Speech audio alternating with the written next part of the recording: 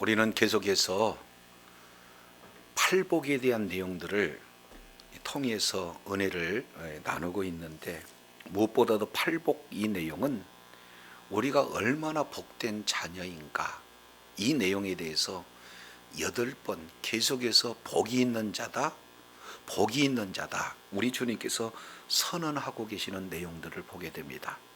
무엇을 해야 복을 받는 존재가 아니라 우리는 이미 복을 받은 자이기에 복을 받은 자로서 또 복된 그런 삶을 살 것에 대한 내용들이 소개가 되어져 있죠.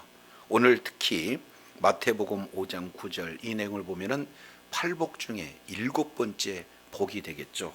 화평케 하는 자는 복이 있나니 저희가 하나님의 아들이라 일컬음을 받는다. 그러면 여기서 일컬음을 받는다는 것은 누구로부터 하나님의 아들이라고 일컬음을 받느냐? 이 내용은 첫 번째는 바로 주변 사람들이 되겠죠.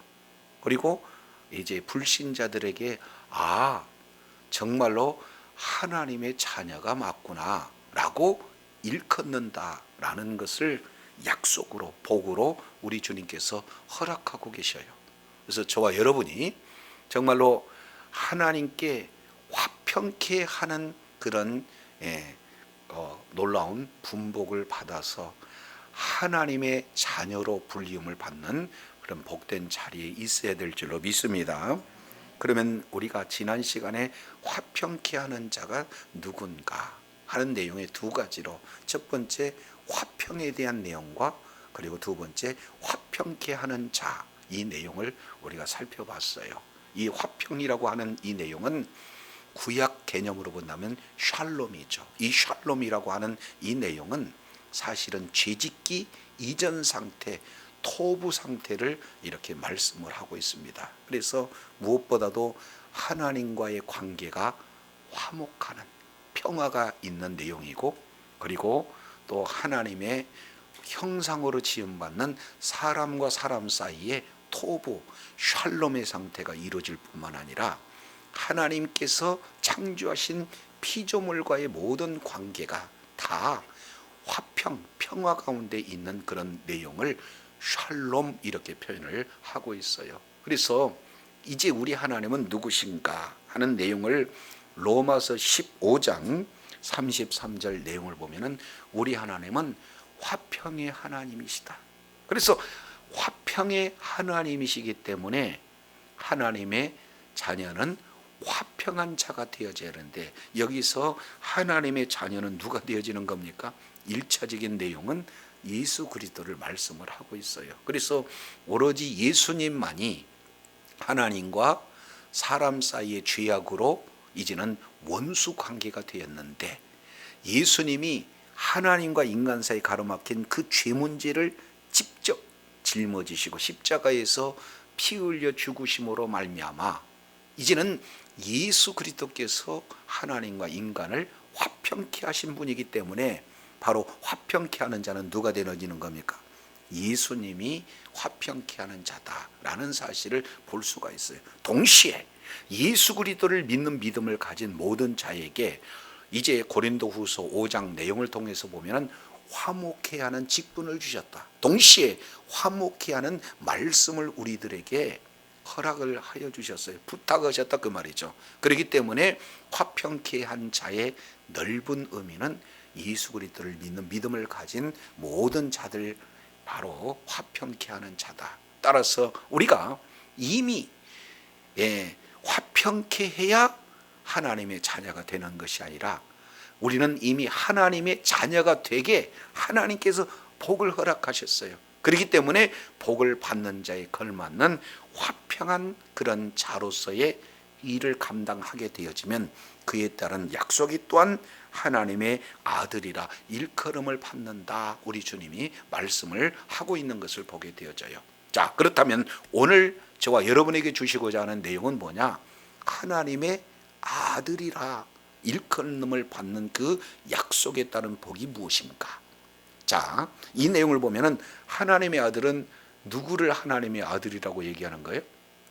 예수님이 하나님의 아들이에요.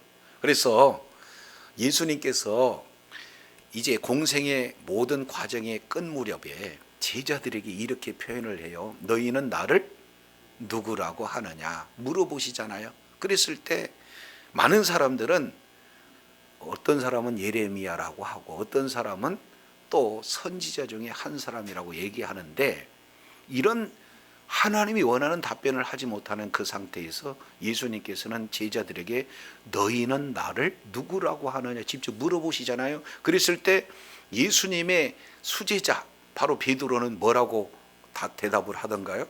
주는 그리스도시요 살아계신 하나님의 아들입니다. 그랬더니 우리 주님께서 100점짜리의 그 답변을 듣고 바요나 시몬아 너는 복이 있도다 이렇게 말씀을 하고 있어요. 그래서 예수님이 누구신가 하는 이 내용은 하나님의 아들이다 라는 사실을 이렇게 살펴볼 수가 있습니다. 그러면 여기서 하나님의 아들이라는 그 내용이 구약적 개념으로는 어떻게 말씀을 하고 있는가?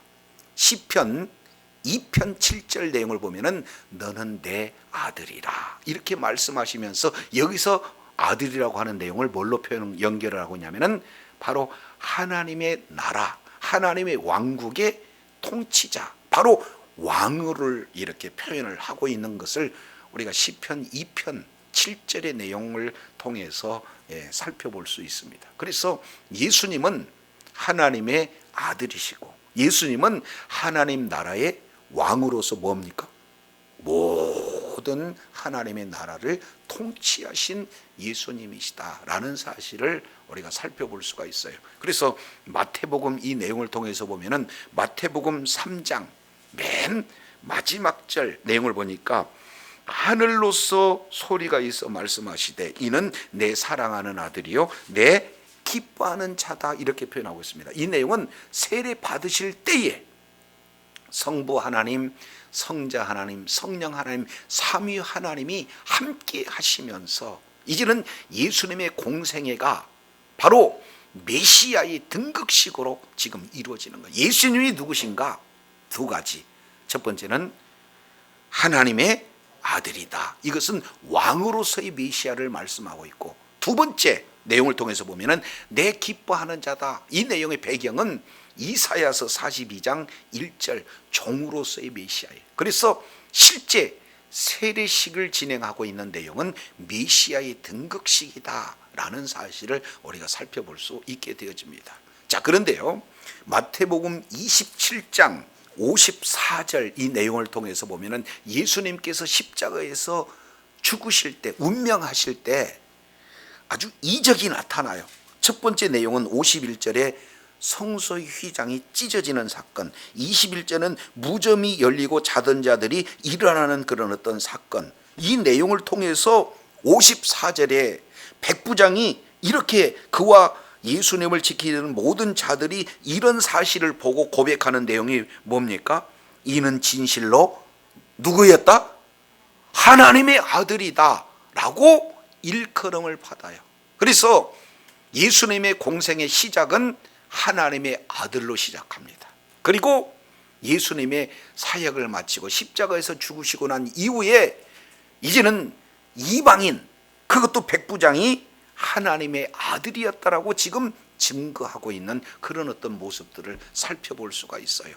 바로서 예수님이 십자가에서 피 흘려 죽으시는 그런 어떤 사건을 통해서 죄를 이제 구속하시고 우리들의 모든 죄를 이제는 담당을 하심으로 말미암아 무슨 일을 하셨어요?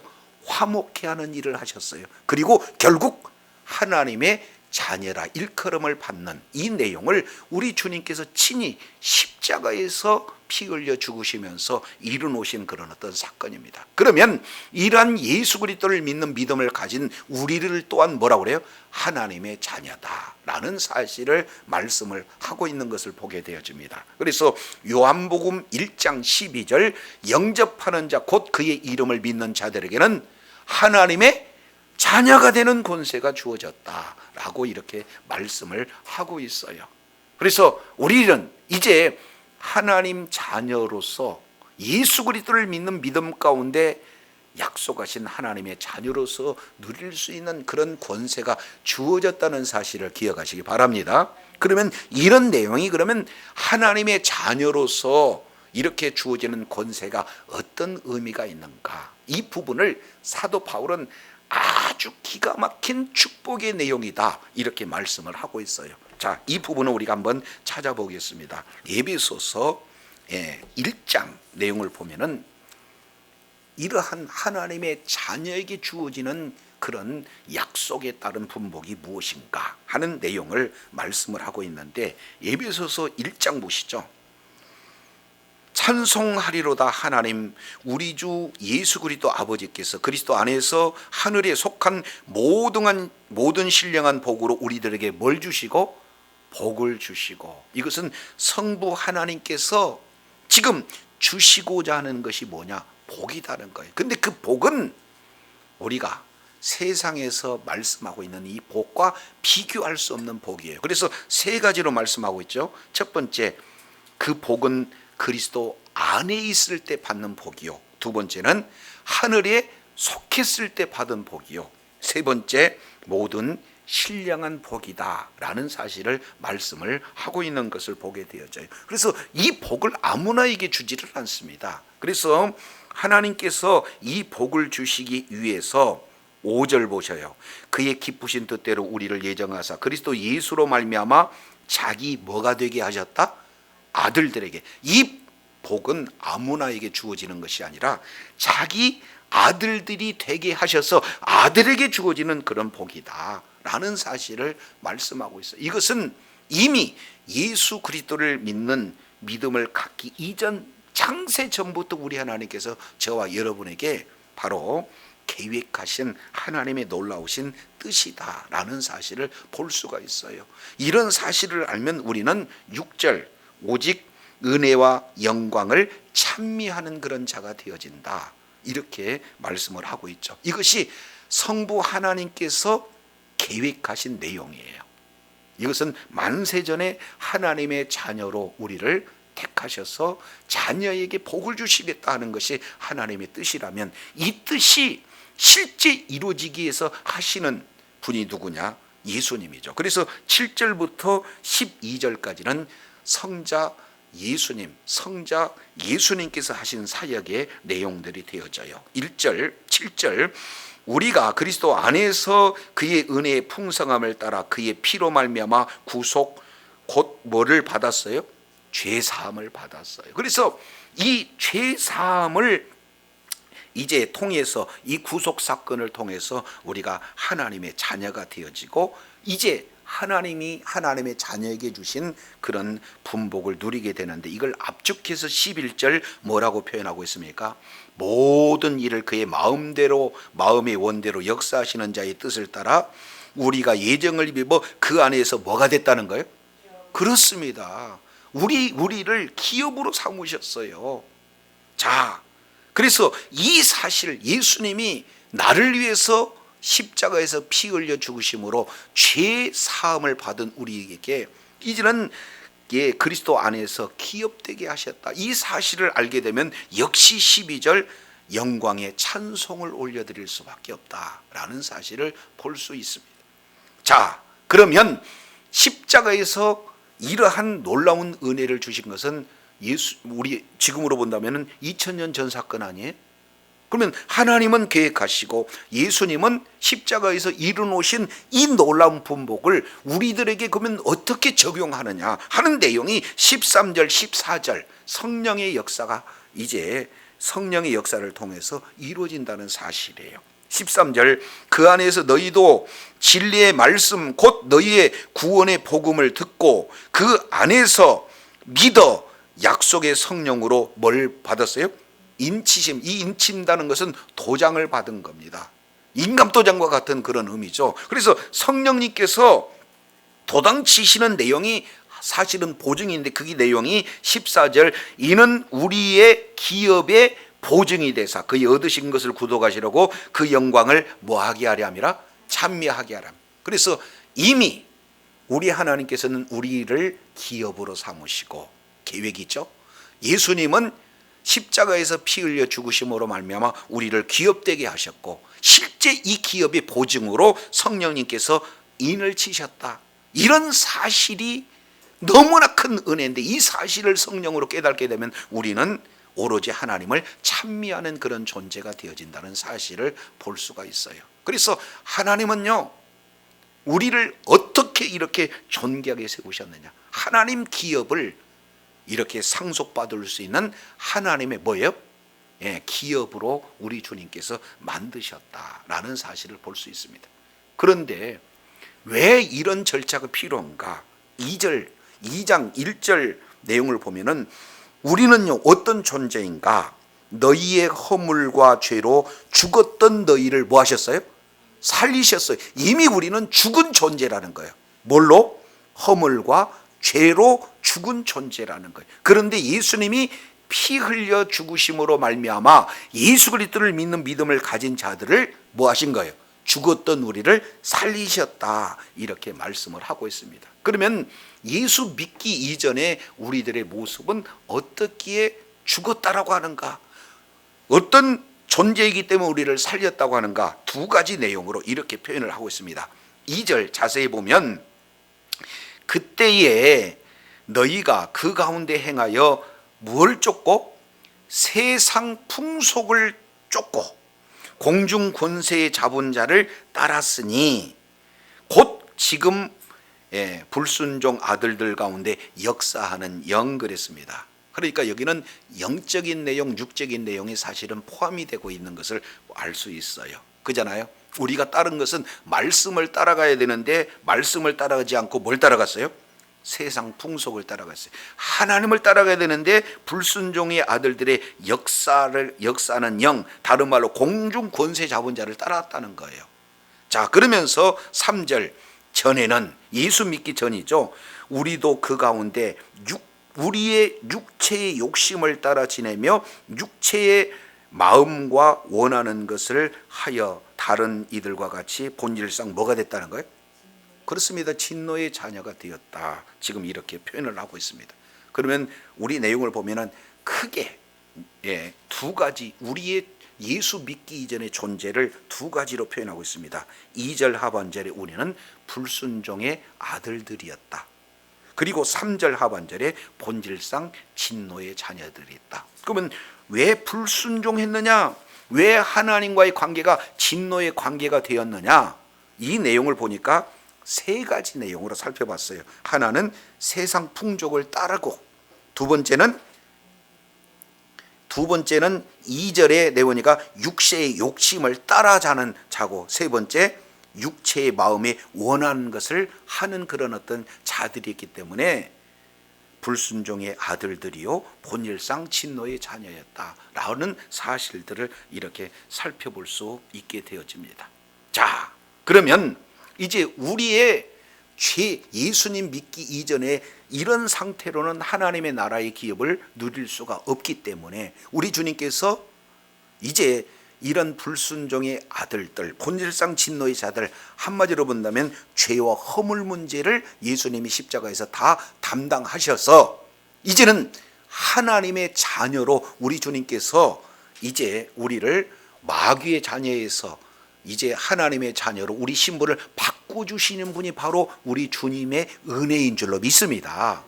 자, 그래서 이제는 우리는 예수 그리스도를 믿는 믿음을 가진 그런 자에게 성령이 인을 쳐줘서 우리는 아예 그냥 복덩어리로 하늘에 있는 복, 그리고 그리스도 안에 있는 복, 신령한 복을 온전히 누리는 하나님 나라의 기업을 누리는 그런 어떤 존재로 이렇게 말씀을 하셨는데, 이걸 한 단어로 치면은 뭐가 되는 겁니까?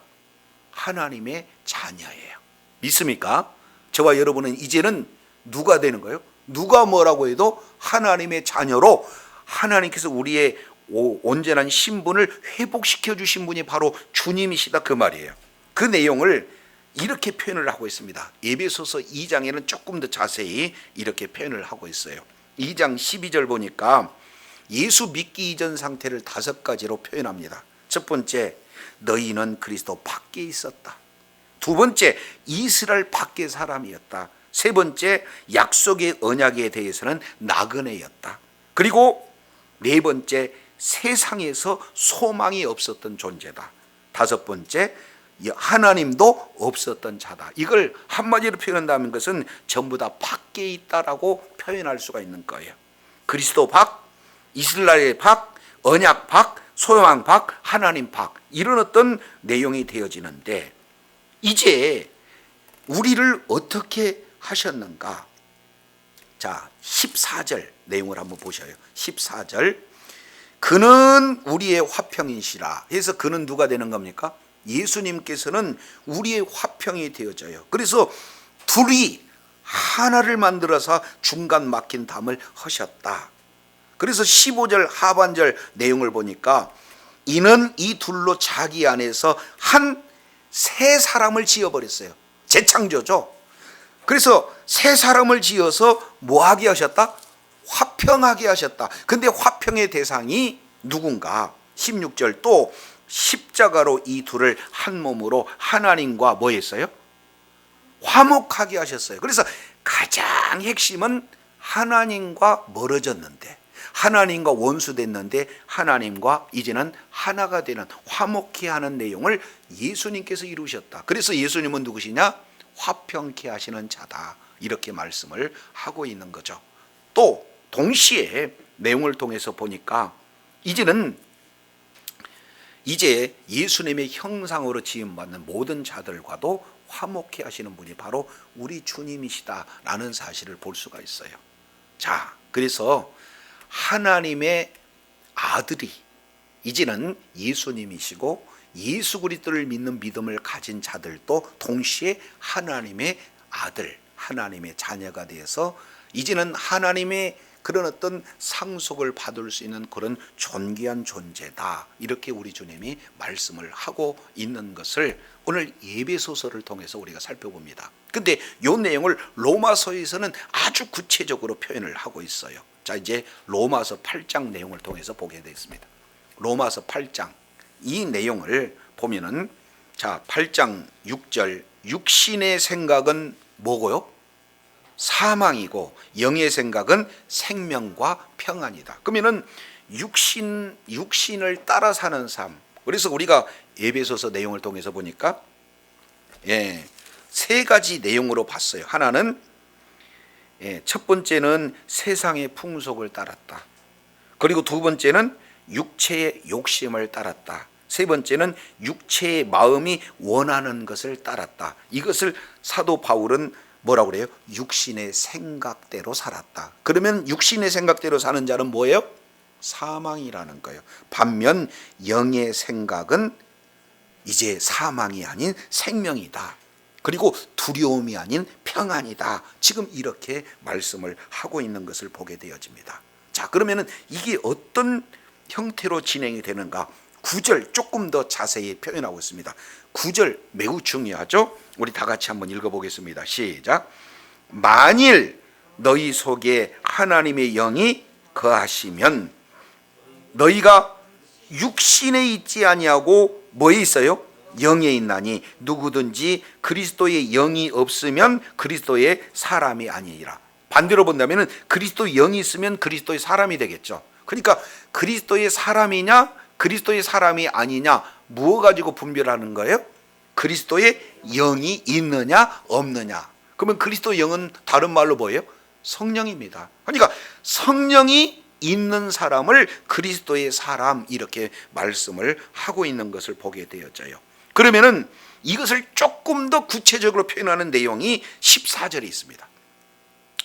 하나님의 영, 그러면 성령이죠. 하나님의 영으로 인도함을 받는 그들이 곧 뭐다? 그렇습니다. 하나님의 아들이다. 이렇게 지금 말씀을 하고 있는 거예요.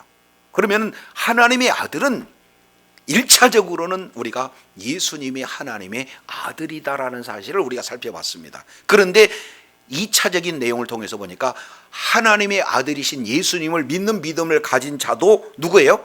하나님의 아들인데, 하나님의 아들인지 아닌지 뭘로 구별하느냐? 그리스도의 영이 있느냐 없느냐. 조금 더 구체적으로 본다면 그리스도 영으로 인도함을 받느냐 안 받느냐에 따라서 하나님의 아들이다 아니다가 결정이 된다는 거예요. 믿습니까? 그러면 하나님의 영으로 인도함 받는 그 자가 되어지면은 하나님의 아들이다 라는 사실을 15절에 어떻게 표현하고 있습니까? 너희는 다시 무서워하는 종의 영을 받지 않고 양자의 영을 받았으므로 아바 아버지라 부른다. 그러면은 이 종의 영을 받게 되면은 하나님 앞에 나갈 수 있어요, 없어요? 없어요. 왜? 무서워서, 두려워서. 그러니까 내가 율법을 지키지 아니하면 죄가 되고, 죄인이 하나님 앞에 나가면은 죽게 되어지기 때문에 종의 영을 받은 자, 이런 어떤 자는 죄와 그에 따른 사망, 이것 때문에 얼마나 두려워 떠는지 몰라요. 그런데 아버지라 부를 수 있는 이런 자는 친근한 거죠. 하나님 앞에 가까이 나가도 두려움이 없다는 거예요. 그래서 그 자를 뭐로 받았다는 겁니까? 양자의 영을 받은 자, 지금 이렇게 표현을 하고 있어요.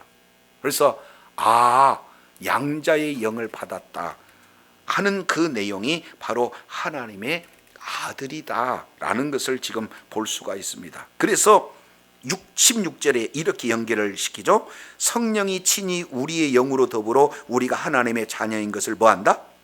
증언한다. 그래서 이제 세 번째로 조금 더 확대합니다.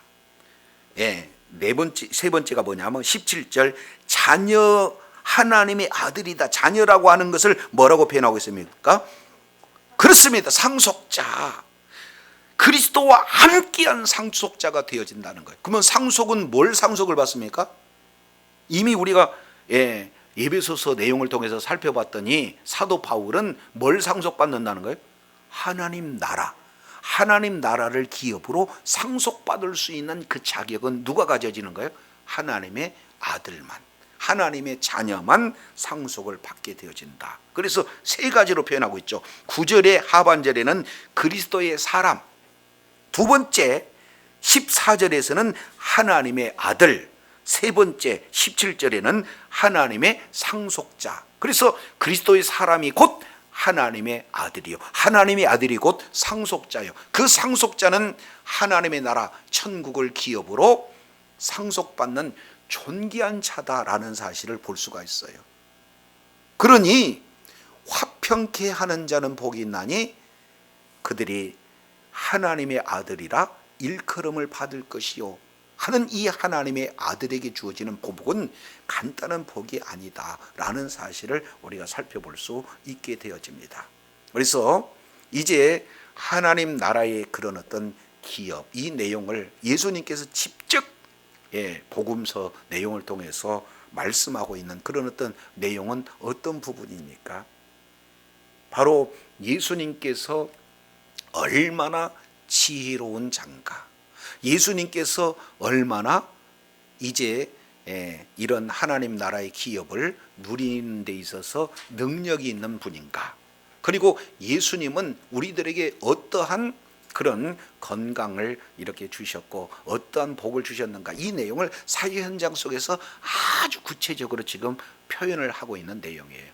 그래서 이제는 지혜 없는 자에게 지혜를 주시고 또 약한 자에게 강함을 주시고 그리고 아픈 자에게 주님의 건강을 주시고 그리고 슬프고 애통하는 자에게 참 평안과 참 안식을 주신 분이 바로 하나님 나라의 기업을 누리는 예수 그리스도께서 친히 보여주신 내용이고, 우리가 하나님의 상속자로 이 땅에 이미 임한 하나님의 나라 천국을 기업으로 이미 상속받은 자이기 때문에 주님의 기쁨을 온전히 누리는 은혜가 저와 여러분에게 주어진 줄로 믿습니다. 그뿐만 아니에요. 주님의 지식이 주어졌고 주님의 부요가 주어졌고 주님의 건강이 주어졌고 주님의 참평안과 안식이 주어진 것은 누구에게 주어진 거예요? 하나님 자녀에게 주어지는 은혜가 되어진 줄로 믿습니다. 그래서 주님 오시는 그날까지 하나님의 자녀에게 주시는 놀라운 분복을 받아 누리는 저와 여러분이 되어야 될 줄로 믿습니다. 이걸 본질적으로요, 창세기에서는 이렇게 표현을 하고 있어요. 이제 크게 두 가지 관점으로 살펴볼 수 있는데, 창세기 3장 이 내용을 통해서 보면은 인류에 죄가 들어오는 그런 장면이 소개가 되고 있어요. 아담과 하와가 이제는 뭡니까? 사탄의 그런 유혹에 넘어지는 그런 장면으로 어떻게 돼요? 선악과를 따먹잖아요. 하나님의 말씀은 선악과를 따먹게 되어지면, 선악을 알게 하는 나무를, 그 실과를 먹게 되면 뭐예요? 반드시 죽는다. 그런데 사탄이는 뭐예요? 아니다, 죽지 않는다. 그런데 하나님의 말씀을 따라가는 것이 아니라 사탄의 말을 따라감으로 말미암아 하나님의 말씀을 어겨서 결국에는 인류에 뭐가 따라오는 겁니까? 죄가 따라와요. 그리고 죄에 따른 사망이 임하게 되어지는 거예요. 그런데 이 내용이 점점 그 죄가 확장되어지는 내용들이 소개가 되고 있어요. 그래서 4장에서는 이제는 죄가 이제 확장돼서 어떻게 됩니까? 인류 최초의 살인사건이 나타나잖아요. 아담과 하와 사이의 첫 번째 난자가 누구예요? 가인. 그리고 두 번째 아들이 아벨. 근데 가인이 아벨을 죽였어요. 그러니까 아벨은 없어지고 이제는 가인은 어떻게 해요? 이제 약속의 땅에서 쫓겨나서 유리방황하는 그런 자고, 있는 그곳에 가시 엉겅퀴만 나타나는 그런 저주 가운데 있었던 그런 자가 아니겠습니까? 근데 이게 점점 5장, 6장 이 내용을 통해서 살펴보게 되면은 죄가 더 확대가 되어져요. 그래서 6장 내용을 통해서 보면은 이제는 하나님의 아들들이 사람의 딸들의 아름다움을 보고 뭐예요? 자기 아내로 삼았다 하는 그런 내용들이 소개가 되고 있습니다. 자, 이 내용을 보면은요, 2절입니다. 하나님의 아들들이 사람의 딸들의 아름다움을 보고 자기들이 좋아하는 모든 자로 뭘 삼았어요? 아내를 삼았어요. 하나님의 말씀은요, 한 남자와 한 여자가 가정을 이루게 되어 있는데, 이제는 한 남자가 한 여자가 아니라 뭐예요? 자기의 눈에 따라서 자기 보은 대로, 그 얘기는 말씀을 따라가는 것이에요? 정욕을 따라가는 거예요? 그렇습니다. 정욕을 따라가는 거예요. 그래서 이제는 말씀에 벗어나서 이제는 모든 자로 아내를 삼았다. 말씀의 불순종에 대한 내용이죠. 그래서 불순종의 아들들을 이렇게 살펴볼 수 있게 됩니다. 자, 그런데 3절에서는 이 부분을 이렇게 표현을 하고 있어요. 여호와께서 나의 영을 영원히 누구와 함께 하지 아니하리라? 사람과 함께 하지 아니하리니. 그러면 이 내용이 뭔가? 이는 하고 해석하기를, 이는 그들이 뭐가 됐다? 그러니까 사람을 뭐라고 표현했어요? 육신이다. 이 내용을 원문으로 보면은요, 고깃덩어리예요. 고깃덩어리. 예, 그래서 바샤르, 고기, 이런 어떤 내용이 되어지는 거죠. 그래서 결국 하나님의 말씀을 따라가는 존재가 아니라 정욕을 따라가는 존재, 하나님의 말씀에 순종하는 존재가 아니라 하나님의 말씀에 불순종하는 존재, 이렇게 표현하고 있습니다. 근데 6장 2절은 많은 사실은 질문들을 이렇게 하고 있는 그런 내용이 되어지잖아요.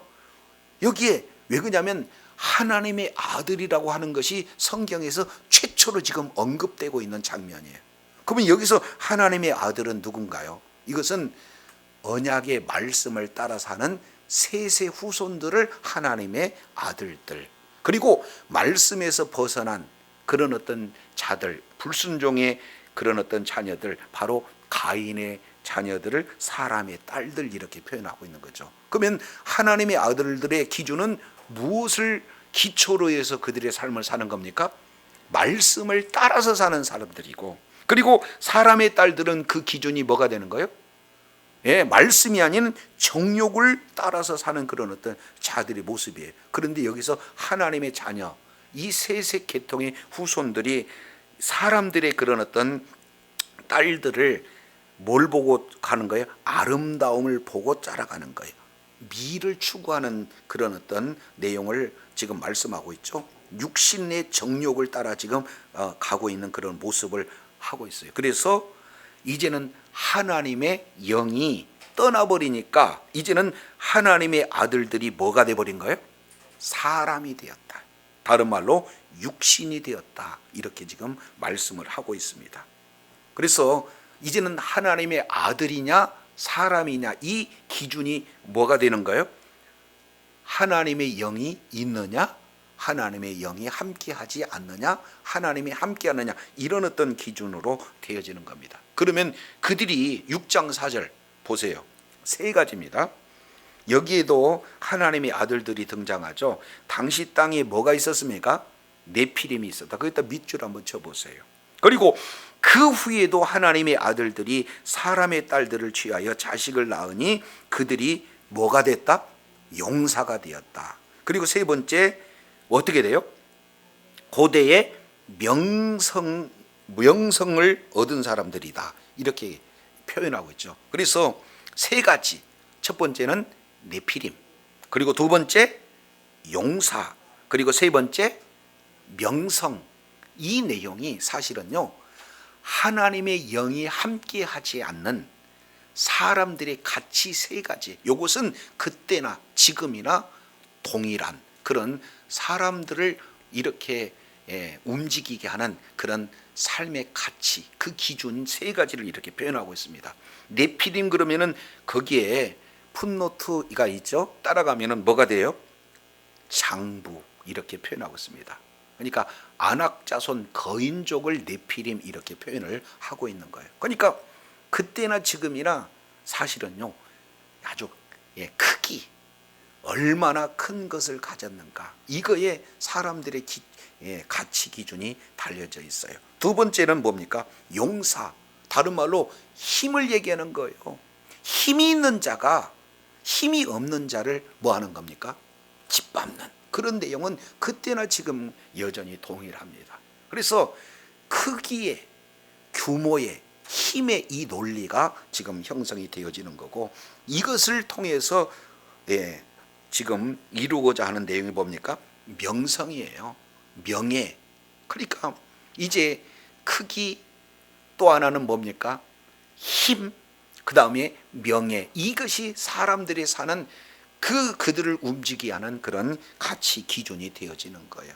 자, 그러면 왜 이 사람들은 이 세 가지의 가치 기준을 가지고 살 수밖에 없을까 하는 내용이 본질적으로 5절에 기록되고 있습니다. 여호와께서 사람의 죄악이 세상에 가득 찬 것 그랬습니다. 그러니까 사람 속에는 이제는 뭐예요? 성령께서 함께하지 아니하니까 죄악으로 가득 찼다. 근데 그 내용을 자세히 밟았더니 세 가지. 첫 번째 마음, 두 번째 생각, 세 번째 계획. 그래서 마음의 생각의 모든 계획이 항상 뭐였어요? 악했어요. 그러니까 여기서 마음이라고 하는 내용은 지정의를 말하고 있습니다. 전인격을 말하고 있죠. 그러니까 사람이 마음이에요. 전인격이니까.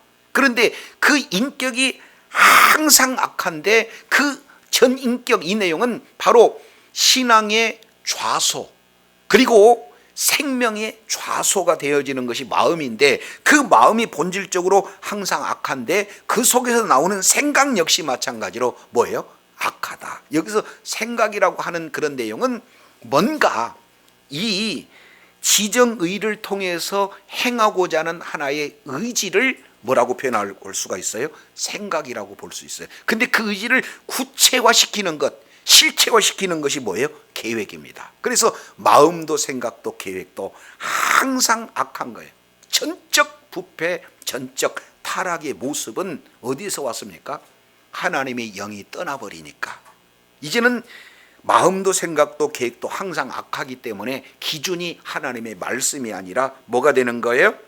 바로 네피림, 용사, 그리고 명성, 이 가치를 따라 사는 그런 어떤 타락한 그런 어떤 존재가 되었다라는 사실을 보게 됩니다. 자, 그런데 이제는 예수님께서 이러한 모든 죄 문제를 십자가에서 짊어지시고 죽으심으로 말미암아 이제는 죄와 사망에서 우리를 구원하신 분이 바로 주님이신 줄로 믿습니다. 그래서 요한복음 1장 12절 영접하는 자 곧 그의 이름을 믿는 자는 하나님의 뭐가 돼요? 자녀가 되는 권세를 주셨다. 우리 주님이 말씀을 하고 계세요. 그리고 하나님의 자녀에게는 사도행전 2장 1절로 4절 내용을 보니까 마가 다락방에서 어떻게 돼요? 성령이 임한 겁니다. 이미 떠났던 여호와의 영이 뭐예요? 다시 우리들에게 주어진 거고, 그래서 로마서 8장 우리가 살펴본 그런 어떤 내용처럼 이제 하나님의 영이 있는 자는 하나님의 사람이요, 그리고 하나님의 영으로 인도함 받는 자가 곧 하나님의 자녀가 되어지고, 하나님의 자녀는 곧 뭐예요? 상속자가 되어진다라는 사실을 이렇게 볼 수 있습니다. 그래서 이제 죄악으로 말미암아 하나님이 없던 자, 하나님의 영이 떠났던 그런 자에게 예수 그리스도께서 이제는 죄 문제를 대속하심으로 말미암아 예수 그리스도를 믿는 믿음을 가진 모든 자에게 하나님의 영, 성령이 주어져서 이제는 우리의 가치가, 이제는 네피림이나 용사나 그리고 이제 명성을 따라가는 것이 아니라 우리의 기준은 바로 하나님의 말씀인 줄로 믿습니다. 그래서 하나님의 말씀을 따라가는 그런 자가 곧 성령의 인도함을 받는 자요. 성령이 인도함을 받는 그 자가 이제는 하나님의 아들이라 일컬음을 받게 되어서 날마다 이미 임한 천국 속에서 주님의 지혜가 드러나게 되고 주님의 건강을 드러내 보이고 주님의 능력이 나타나는 하나님의 자녀에게 주어진 그런 놀라운 분복의 소유자가 되어지는 것을 오늘 팔복 7번째 약속하신 내용이에요. 그래서 저와 여러분이 화평케 되신 자, 화평케 한 자 예수 그리스도를 믿는 믿음으로 우리가 화평한 자의 자리에 있어서 하나님의 자녀에게 주어진 놀라운 그런 분복을 다 받아 누리는 지혜자요 능력자요 축복자들이 다 되시기를 예수 이름으로 축원합니다. 기도하겠습니다. 하나님 아버지, 오늘 화평케 하는 자는 하나님의 아들이라 일컬음을 받는다 하신 약속의 말씀을 통해서 우리가 하나님의 아들 예수 그리스도를 믿는 믿음으로 말미암아 우리 역시 마찬가지로 하나님의 자녀가 되어지고, 하나님의 자녀라는 것은 곧 하나님의 기업의 상속자가 되어서 하늘에 있는 복, 그리고 예수 그리스도 안에 있는 복, 신령한 복, 하나님 나라의 기업을 온전히 상속받을 수 있는 그런 존재가 되어 이 땅에 살아가면서도 주님의 지혜가 드러나고 주님의 건강이 드러나고 주님의 부요가 들어가고 주님의 기쁨과 참평안과 안식이 드러나므로 많은 자들이 과연 하나님의 아들이었도다 고백했던 예수님처럼 우리도 예수님의 그 길을 가게 되어지면은 바로 많은 자들이 그리스도의 사람이다, 하나님의 자녀다, 하나님의 아들이라 일컬을 맞는 축복의 자녀들이 되어진다는 사실을 오늘 또 일깨워 주셨사오니 주님 오시는 그날까지 이미 주어진 하나님의 자녀로서 이 땅에 살아가면서 그에 따른 놀라운 분복을 다 받아 누리는 지혜자의 축복자들 다 되어지도록 은혜 베풀어 주시옵소서. 감사드리며 예수 그리스도 이름으로 기도드립니다. 아멘.